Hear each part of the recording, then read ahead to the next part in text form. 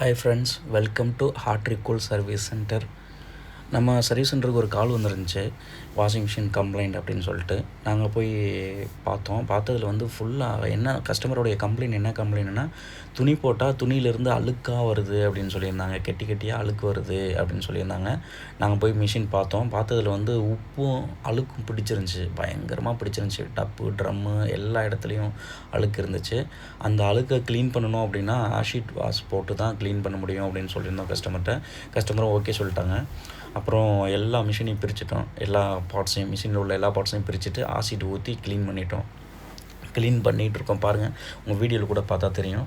Acid ஊற்றி பாருங்கள், சைட்லெலாம் பயங்கர அழுக்கு பிடிச்சிருந்துச்சி பாருங்கள். அந்த இடத்துல ஃபுல்லாக ஆசிட் ஊற்றிட்டோம். ஃபுல்லாக ஆசிட் ஊற்றி உள்ளெல்லாம் ஆசிட் ஊற்றி பக்காவாக க்ளீன் பண்ணிட்டோம் பாருங்கள். அந்த டாப்பு கவரு எல்லாத்துலேயும் ஆசிட் விட்டுருக்கோம். ஆசிட் ஊற்றி ஃபுல்லாக க்ளீனிங் இப்போ முடிஞ்சு ஆசிட் போட்டு க்ளீன் பண்ணுறோம். க்ளீன் பண்ணிவிட்டு இப்போ அசம்பிள் பண்ணிகிட்ருக்கோம் பாருங்கள். இப்போ ஃபுல்லாக அசம்பிள் பண்ணிகிட்ருக்கோம். ஃபுல் ஆசிட் ஊற்றி க்ளீன் பண்ணி அசம்பிள் பண்ணியாச்சு. இப்போ மிஷின் ஆன் பண்ணி விட்டாச்சு. ஆன் பண்ணி இப்போ ஓடிட்டுருக்கு பாருங்கள். ஆன் பண்ணி மிஷின் ஓடிக்கிட்டுருக்கு. பார்த்தீங்கன்னா உங்களுக்கு தெரியும் பாருங்கள், மிஷின் ஓடிக்கிட்டுருக்கு. இப்போ அழுக்கு எதுவுமே வரல, பக்காவாக ஓடிக்கிட்டுருக்கு. சரிங்களா? இதே மாதிரி உங்கள் வாஷிங் மிஷினும் சர்வீஸ் பண்ணணும், ஆசிட் வாஷ் ஊற்றி சர்வீஸ் பண்ணணும் அப்படின்னா நம்மளுடைய சர்வீஸ் சென்டரை காண்டாக்ட் பண்ணுங்கள், பக்காவாக பண்ணி தந்துடுவாங்க. சரிங்களா? ஓகே, பாய்.